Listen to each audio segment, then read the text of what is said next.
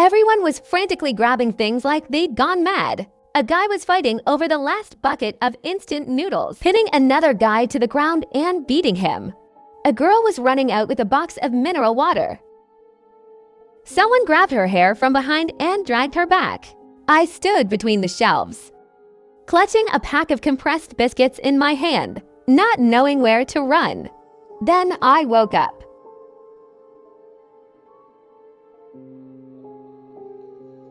For 17 a.m., the dormitory was very quiet. I picked up my phone and saw a news alert from the observatory. A rare astronomical phenomenon will occur today. Citizens, please do not panic. I didn't think much of it, turned over and went back to sleep. When I woke again, it was 7 a.m. The dorm group chat was blowing up. Look outside the window. I opened the curtains and froze. The sky was red, not the gentle orange red of a sunset, but a thick, low-hanging dark red like blood. The sun was gone. The clouds were gone too. The entire sky looked like someone had splashed paint on it. My phone started buzzing with notifications. Not just our city, the whole country, the whole world. Everywhere the sky had turned red. Experts were explaining on various platforms, saying it was solar flares, atmospheric refraction, a once-in-a-century spectacle. But no one believed it because the signal started cutting out. First it was unstable, then the internet went out completely. Finally, even phone calls couldn't go through. 4 people in the dorm. 3 were crying. 1 was cursing. I was the one cursing. My name is Tuanzi, a sophomore, an ordinary girl, as ordinary as can be. Average grades, average looks, average personality. The only thing not average is my 6th sense. My mom said I was special since birth. When I was little, she could tell from my crying whether it would rain the next day. I didn't really believe in these things, but this morning I believed. Because that dream, the details became clearer and clearer. In the dream, I stood in front of the school supermarket shelves. The time was 3 p.m. The supermarket was packed with people. Everyone was grabbing things. The food on the shelves was disappearing at visible speed. I grabbed a pack of biscuits, but got knocked down. The biscuits were trampled. My knee hit the shelf base, hurting so much I couldn't stand. Then I woke up. The second time. This time I really woke up. I was covered in sweat, my heart pounding like it would explode. I looked at my phone. 7:13 a.m., less than 8 hours until that scene in my dream. I didn't hesitate. I jumped out of bed, threw on a jacket, and rushed out of the dorm. My roommates were calling after me. I didn't look back. People in the hallway were looking out the window. Some were on the phone. Some were still sleeping. I ran down 4 floors, ran out of the dorm building, past the cafeteria, past the basketball court, all the way to the school supermarket entrance. The supermarket had just opened. The clerk was still restocking the shelves. I rushed in, grabbed the biggest shopping basket, and started loading things. Instant noodles, biscuits, sausages, mineral water, bread, canned food, chocolate, tissues, Band-Aids, lighters, candles, grabbed everything I could. The other students looked at me like I was crazy. Hey, can you even finish all that? I ignored him. First basket was full. I rushed to the cashier, pulled out cash. All my cash. This month's living expenses plus next month's. 1,200 yuan total. After paying, I hauled everything back to the dorm. Then went back. Second trip, third trip, fourth trip. By the 5th trip, other people started showing up. I wasn't the only one with good instincts. A few others were also stocking up. People who had the same dream or sensed something was wrong. The shelves started emptying. I sped up, grabbed whatever was cheap, grabbed whatever was filling. Whole boxes of instant noodles, whole cases of water. Even in the corner, those boxes of military compressed biscuits nobody wanted. I cleared them all out. The supermarket manager couldn't stand it anymore. Came over to stop me. Miss, you can't do this. Others need to buy too. I looked at her and said seriously, if you can't sell all this before 3 p.m. today, you'll never sell it again. She froze. I don't know if she believed me, but I had no time to care. At noon, I finished the last trip to the dorm. The floor was covered with supplies, like a small warehouse. My roommates helped me carry everything. They didn't ask me why. Probably because the color of the sky had already explained everything. At 2:30 p.m., the sky changed from dark red to purple. There was a strange smell in the air, like burnt wires. The field was full of people, everyone looking up, taking photos, live streaming, posting online. Some laughing, some scared, some excited, some anxious. I stood by the dorm window watching all this, with only one thought in my mind. I hoped my dream was wrong. At exactly 3 o'clock, the sky cracked open. Not a metaphor. It cracked like an eggshell. A fissure split right down the middle. Blinding white light poured through the crack. Then came a deafening, screeching sound like nails on a chalkboard. Everyone covered their ears and crouched down. The white light lasted about 10 seconds, then disappeared. The sky returned to red, but something was different. I looked down at my phone. No signal. Power outage. The hallway lights went out. AC stopped. Elevators stopped. The whole building fell into an eerie silence. Only the wind and distant screams could be heard. I opened the window and looked down. The field that was just full of people was now completely empty. Not that people had left. They had just vanished. Only phones remained on the ground. Backpacks, shoes scattered everywhere, as if they'd been instantly erased by something.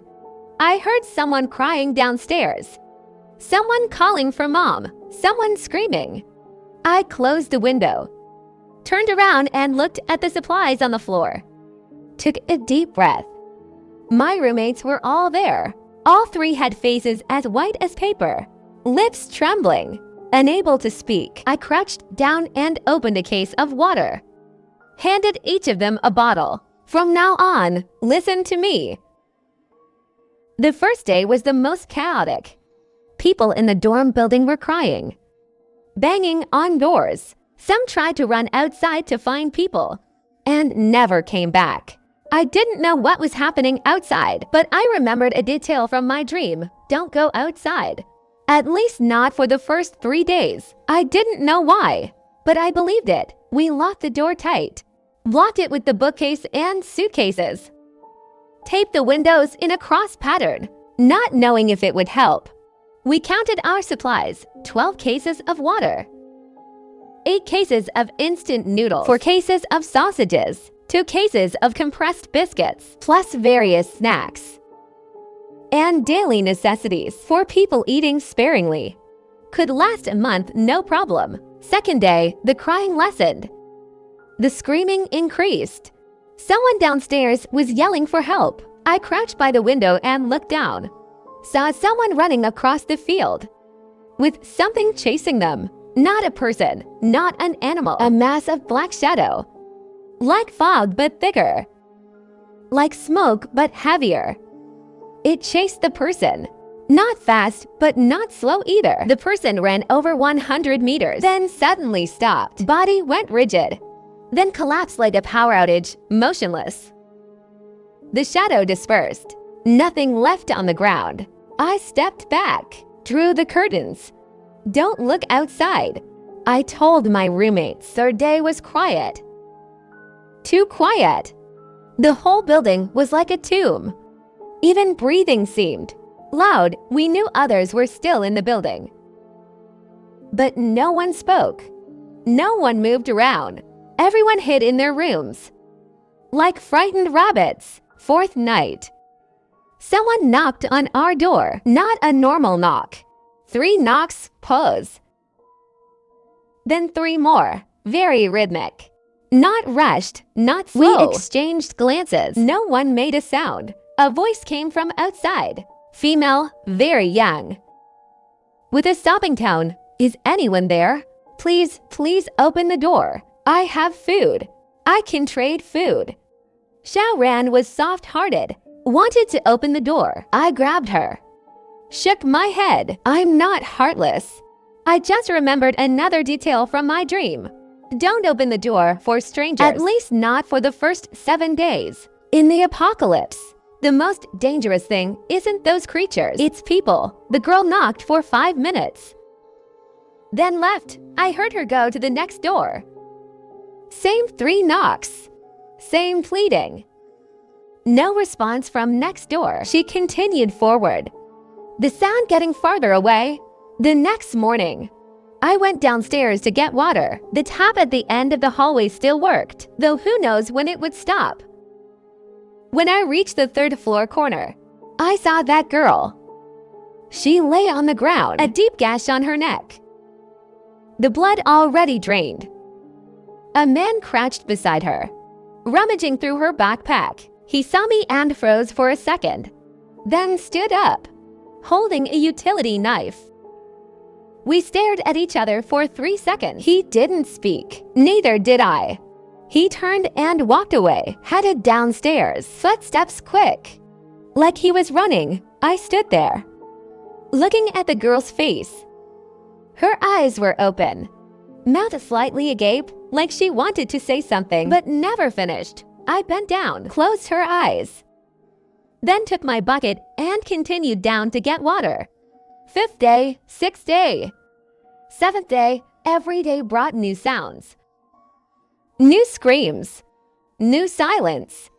The 4 of us sisters huddled in the dorm, relying on a tablet, with hundreds of offline shows downloaded to pass the days, not for entertainment, but to have sound in our ears, so we wouldn't go crazy from the deathly silence.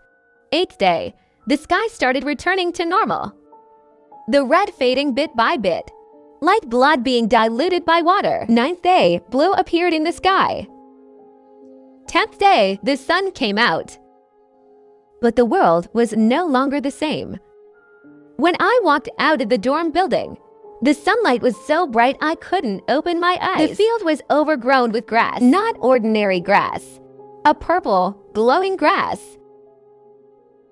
The buildings were still there, but covered in vines, as if decades had eroded them. The cars parked at the school gate had rusted into scrap. In the center of the field was a huge pit, about 20 meters in diameter, bottomless. White steam rose from the edge. No bodies, no bloodstains, no people, as if humans had never existed. I crouched on the field and cried, not from fear, but because I knew, starting today, I had to learn how to survive all over again. The 4 of us decided to travel together. Xiaoran, Alin, Xiao plus me. We divided the remaining supplies into 4 shares, carried them on our backs, 1 backpack each with a fruit knife taken from the supermarket. I'd read survival guides online. In the apocalypse, head south, because the south is warmer, easier to survive winter. I didn't know if this guide still applied, but I needed a direction. When we walked out the school gate, I looked back. The teaching building was still there. The dorm building was still there. The cafeteria was still there. The banyan tree we were supposed to take graduation photos under was still there, but everything was gone. I turned and walked forward. After walking about 2 hours, we arrived at a small town, not a big town. 1 main street, 2 rows of shops. Most shop doors were open, the insides ransacked and messy. At a hardware store, we found some hammers and wrenches, much better than fruit knives. At a pharmacy, we found iodine, gauze, and some antibiotics.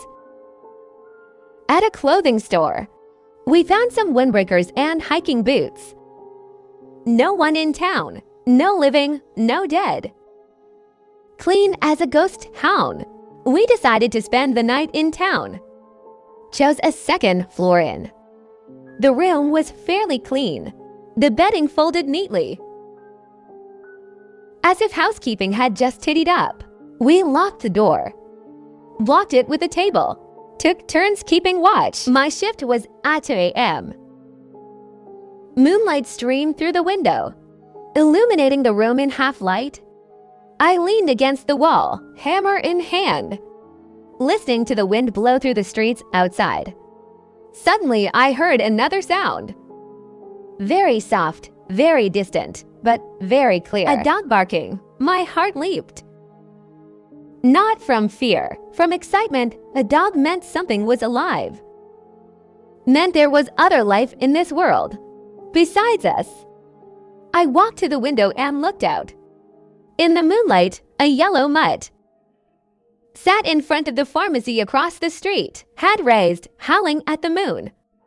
He had a collar round his neck, with a tag hanging from it that read Da Huang.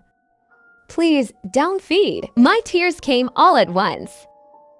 I opened the window, called softly, Da Huang, come here. He saw me, tilted his head, then stood up and ran over, tail wagging. He ran to the inn, sat at the entrance, looking up at me, tail spinning like a propeller. I ran downstairs, opened the door and crouched down, reached out and petted his head. His fur was dirty. He had wounds, but his eyes were bright, tongue hanging out, panting heavily. He licked my hand, then lay down at my feet, rested his head on my shoe, and closed his eyes. He probably hadn't seen people in a long time either. The next morning when we set out, Da Huang followed us, not following me, following everyone, walking at the front of the group, like a guide dog. Xiao Xiao said he was probably abandoned by his owner, had been waiting for them to return. Xiao Ran said his owner might no longer be in this world. I said regardless. He's with us now. We continued south, through one empty town after another, over one purple grass-covered mountain after another. Encountered that black shadow once. We hid in an abandoned bus, covering our mouths, not daring to breathe. The shadow drifted past the window, like a thick fog. No shape, no sound. Da Huang curled up in my arms, trembling all over, but didn't bark. He was smart. Knew barking would bring trouble. Day 23, we saw people, not one person. A group, about 20 or 30, gathered in front of a building, old and young, men and women. When they saw us, everyone stopped. The old man at the front held a banner, written in red, settlement. Food available. Medicine, beds. We stood there, not knowing whether to approach or run. Da Huang bolted from my side, running toward them. He ran up to the old woman, tail wagging, jumping up to lick his hand. The old woman crouched down, petted his head, then looked up and smiled at us. An ordinary smile, even a bit ugly, missing a few teeth, face wrinkled like a walnut shell. But in that moment, I thought it was the most beautiful smile in the world. I looked back at Xiaoran, Alin, and Xiao Xiao. Their eyes were glistening with tears. Let's go, I said. And we walked over.